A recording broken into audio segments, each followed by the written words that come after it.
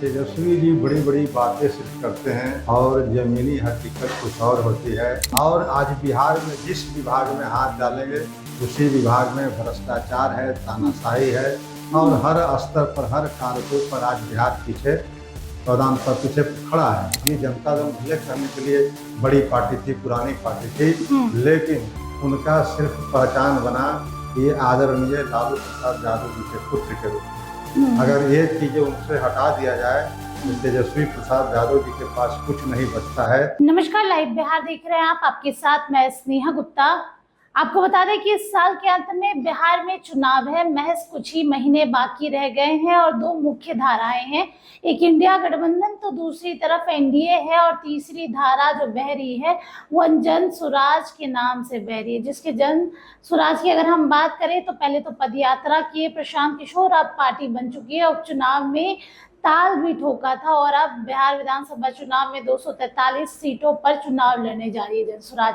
हमारे साथ खास बातचीत के लिए आपको बता दें कि पूर्व एमएलसी रामबल्ली चंद्रवंशी जी हैं, प्रोफेसर हैं और ये भी आपको जानकारी दे दें कि जन स्वराज से काफी लंबे समय से जुड़े हुए हैं।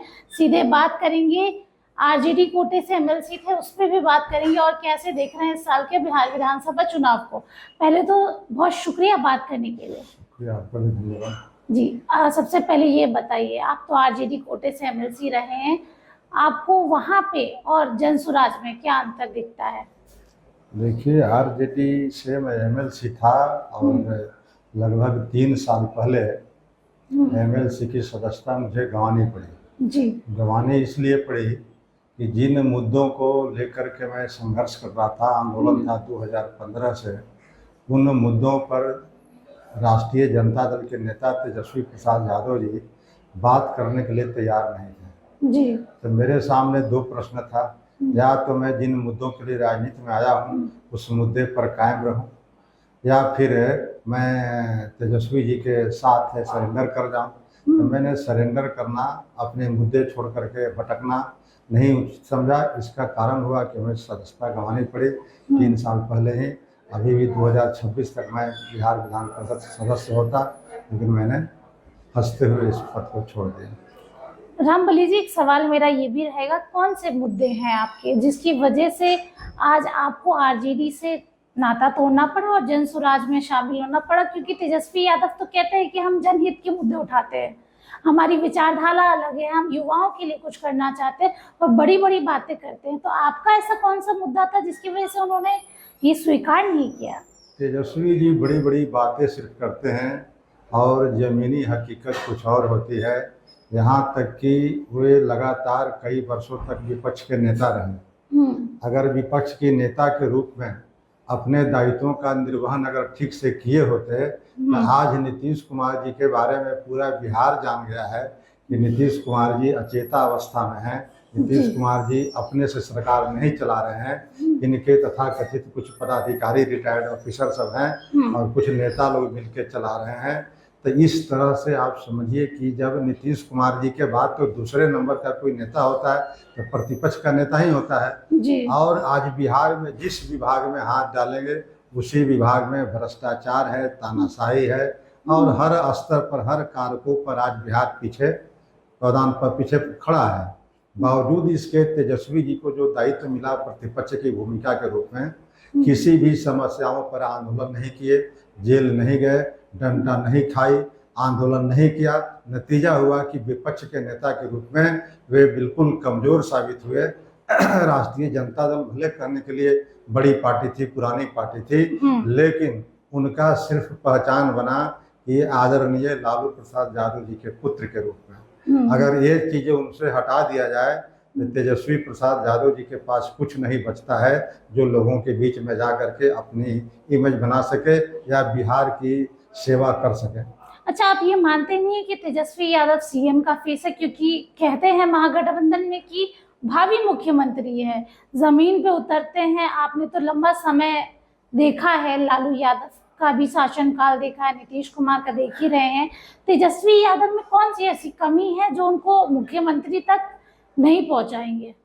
देखिए, थोड़ा इसके अगर बैकग्राउंड में जाए आप तो बिहार के अंदर 3-4 बड़े नेता थे। जी। जो जनाधार वाले नेता कहलाते थे, मास लीडर कहलाते थे। उसमें एक लालू प्रसाद जी थे, नीतीश बाबू थे और रामविलास पासवान जी थे और सुशील कुमार मोदी थे। इन 4 लोगों में से 2 लोग आज इस धरती पर नहीं हैं, आदरणीय स्वर्गीय रामविलास पासवान जी और स्वर्गीय सुशील कुमार मोदी जी। अब ये 2 लोग बच गए हैं, नीतीश कुमार जी और लालू प्रसाद जी। लेकिन नीतीश कुमार जी और लालू प्रसाद जी की वो फिजिकली फिट नहीं है, अब मानसिक रूप से भी ये सही नहीं है कि देश का, ये बिहार की राजनीति को नई दिशा दे सके। वैसे परिस्थितियों में बिहार के लगातार 3-4 दशकों के बाद बदलाव की स्थिति उत्पन्न हो गई है। बिहार के जनता, अधिकांश जनता जो है बिहार में जो ये स्थिति राजनीति की है उसमें बदलाव चाहती है। लेकिन जो नेता आ रहे हैं वही रामविलास पासवान के बेटा, वही लालू प्रसाद जी के बेटा, वही नीतीश कुमार जी के बेटा। लेकिन बिहार के अधिकांश जनता इन बेटों को खारिज करती है और चाहती है कि नया नेता उभर करके आए, जो अपने बल पर आए, अपने मेहनत के बल पर हो, प्रतिभा के बल पर हो और संघर्ष के बल पर हो। वैसे नेता की तलाश आज बिहार की जनता कर रही है। आप ये कह रहे हैं कि तेजस्वी यादव और चिराग पासवान मेहनत नहीं करते, ऐसा आपका भी, अगर हम एक सवाल और भी ले ले, इसमें जोड़ लेते हैं, कई लोगों का, वरिष्ठ पत्रकारों का भी ये कहना है कि तेजस्वी यादव धरातल पे नहीं उतरते, चलते नहीं हैं, वो आंदोलन नहीं करते, वो आग नहीं दिखती जो लालू यादव में दिखा करती थी। वही सेम बात चिराग पासवान के लिए भी कहा जाता है कि वो उतरते नहीं है, लोगों से मुलाकात नहीं करते। एक गैप हो चुका है जनता के बीच और उनके नेता के बीच। देखिए, तेजस्वी जी के पास अपॉर्चुनिटी मिली थी, लेकिन पहले तो उन्होंने शिक्षा में निपुण नहीं थे। उन्होंने 9वीं फेल होने का अपना सर्टिफिकेट एक्सट्रीमा लगा दिया अपने माथे पर। और जिनके बेटा, जिनके माँ और पिता दोनों मुख्यमंत्री रहे हो, ये शायद हिंदुस्तान में एक पहली उदाहरण है, तेजस्वी प्रसाद जी।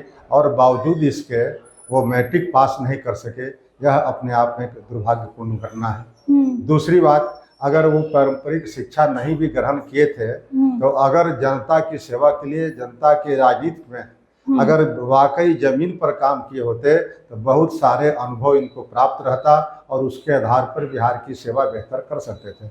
बिहार में समस्याओं की कमी नहीं है, अंबार है। जिस विभाग में आप डालेंगे, वही हेल्थ डिपार्टमेंट में मिनिस्टर थे। क्या हेल्थ डिपार्टमेंट बिहार का स्थिति क्या है, सब लोग से छिपा हुआ नहीं है कि जब कोरोना के काल था तो यहाँ पर किस तरह के, लेकिन वो तो लगातार छापेमारी करते थे। जब स्वास्थ्य, छापामारी करने से नहीं होगा, एक ब्लूप्रिंट बनाना पड़ेगा, एक ईमानदार प्रयास करना पड़ेगा। कि आज भी देखेंगे कि बिहार सरकार के एक भी हॉस्पिटल आज ये लायक नहीं है कि जहाँ एक बड़े बड़े अफसरों को या मुख्यमंत्री को या मंत्री को इलाज करने जाना पड़ता हो प्राइवेट में। कोई मेदांता में जाता है, कोई पारस में जाता है, कोई और प्राइवेट में। तो एक आँख का भी, एक दांत का भी अगर कोई समस्या आती है तो प्राइवेट हॉस्पिटल में जाना पड़ता है। उन्हें इतने वर्षों तक, ये 35 वर्षों से, लालू राबड़ी जी का 15 साल और इधर का 20 साल, ये 35 वर्षों के बाद भी स्वास्थ्य महकमा की अगर बात करें तो एक सरकारी हॉस्पिटल नहीं है जहां पर कि अच्छे से इलाज किसी का हो सके। इसलिए सारे शिक्षा व्यवस्था उसी तरह की चौपट है। तो आज आप शिक्षा को ले लें, स्वास्थ्य को ले लें या फिर करप्शन को ले लें, हर जगह जो है भ्रष्टाचार का अंबार है, अफसरशाही राज है। तो पूरी बिहार की जनता त्राहियाम कर रही है और नेता जो है रोम की तरह बंसी बजा रहा है कि हम जो है बिहार को विकास कर रहे हैं, बिहार को विकास करें। लेकिन जो विकास का मॉडल है वह बिहार की जनता जो है आज बड़ी संख्या में बिहार से बाहर पलायन कर रहा है, रोजी रोटी के लिए, कोई पढ़ने के लिए, कोई व्यापार के लिए। यह इस तरह की कुव्यवस्था से बिहार को निजात दिलाने के लिए एक जन सुराज और उसके सूत्रधार आदरणीय प्रशांत किशोर जी ने बदलाव का बिगुल फूंका है और जिसको बिहार की अधिकांश जनता बदलाव के नारा को पसंद कर रही है। और चुनाव आते आते तक आज तक जो देखे होंगे आप कि भाजपा के डर से लालू जी को, लालू जी के डर से जो भाजपा का वोट दिया जाता था, उस धारणा को खत्म करने में जनसुराज सफल हो रहा है, सफल दिख रहा है। और जनसुराज ने पहली बार शिक्षा को बदलने की बात की है। देखिए, आप तो उस पार्टी के हैं, आप तो बड़ाई करेंगे ही पार्टी की कि जनसुराज काम कर रही है, जनसुराज शिक्षा के बारे में सोच रही है, पलायन रोकने के बारे में सोच रही है, रोजगार देने के बारे में सोच रही है। लेकिन आप ये मानते हैं कि प्रशांत किशोर में कहीं ना कहीं थोड़ी सी तो कमी रह गई, क्योंकि वो जनता की बीच नहीं उतर पा रहे, कनेक्शन नहीं हो पा रहा है। और बिहार जैसे राज्य में, जो अति पिछड़ा राज्यों में आता है, यहाँ की जो जनता है काफी गरीब है, लो लेवल लोग हैं। ऐसे में कहीं ना कहीं धरातल पे उतरना बहुत जरूरी है। नहीं, प्रशांत किशोर जी और जनसुराज उन्हीं प्रयासों को बल दे रही है। आज ये मात्र 8 से 9 महीने की पार्टी हुई। 9 महीने की पार्टी आज बिहार के झोपड़ियों तक पहुंच गई है, हर गांव तक, हर पंचायत तक। कोई व्यक्ति आज नहीं कहेगा कि जनसुराज कौन सा चीज है। जनसुराज पार्टी के रूप में, जनसुराज के नेता के रूप में जनसुराज की पहचान बन गई। इससे भी पहले आप जाएं तो जनसुराज का जब गठन हुआ था, उसके ठीक 8 दिन के बाद बिहार के अंदर 4 उपचुनाव हुए थे। उन 4 उपचुनावों में बिहार में जब जनसुराज का गठन हो गया तो जनसुराज ने तय किया कि जब हम राजनीतिक दल बन गए हैं तो हमें चुनाव में जाना चाहिए। अब परिणाम हुआ कि चारों विधानसभा में जनसुराज ने अपना प्रत्याशी उतारा और पहली बार 10% वोट जनसुराज को आया जब 8 दिन की पार्टी थी। आज 8 महीने की पार्टी हो गई है और आज जो पार्टी जितनी तेजी से बढ़ रही है, इस प्रचंड गर्मी में, धूप में किसी पॉलिटिकल पार्टी की हिम्मत नहीं है कि जनसभा करें विधानसभा वाइज। लेकिन जनसुराज की बैठकें हो रही है, सभाएं हो रही है, जनसभाएं, और काफी संख्या। आप ये मान रहे हैं कि 243 सीटों में से कोई ना कोई तो सीट निकल जाएगी, क्योंकि बाकी पार्टियां कह रही है आप लोग का कोई वजूद नहीं है। आपको क्या लगता है कितनी सीटों पर जीत हासिल हो सकती है? तैयारी तो 243 सीटों पर है। अब हम लोगों ने जो बिहार बदलाव सत्ता में नहीं, अगर सत्ता में बदलाव करना होता तो हम लोग भी अन्य पार्टियों की तरह गठबंधन का रास्ता तलाशते। लेकिन हम लोगों ने शुरू से कहा है कि 243 विधानसभा क्षेत्रों में जनसुराज के प्रत्याशी होंगे। इलेक्शन के पहले और इलेक्शन के बाद भी किसी दल से हमारा गठबंधन नहीं होगा। इसका मतलब हुआ कि हम किसी के दल के मैनिफेस्टो में प्रभावित नहीं होंगे। हमारा अपना रोड मैप है, अपना हमारा विजन है कि हम बिहार को कहाँ ले जाना चाहते हैं। अगर बिहार की भोली भाली ईमानदार जनता इसको पसंद करती है कि बिहार में व्यवस्था परिवर्तन के लिए अपना कंधा लगाएं तो इसमें ला सकती है। अगर इस चुनाव में नहीं भी अगर मुझे सफलता मिलेगी जनसुराज को, तो अगला चुनाव देखेंगे, उसके बाद का चुनाव देखेंगे। कोई हड़बड़ी नहीं है। सीधे तौर पे बता रहे हैं, अगर इस चुनाव में भी जीत हासिल नहीं होती है तो अगले चुनाव का भी रास्ता देखेंगे, हारेंगे नहीं। और जिस विजन के साथ बिहार की धरती पे जनसुराज आई है और प्रशांत किशोर ने जो ब्लूप्रिंट बनाया है, उस ब्लूप्रिंट का नतीजा क्या होगा, सबकी नजर इस पे बने रहेगी। आप बने रहिए हमारे साथ, तब तक के लिए बहुत बहुत शुक्रिया।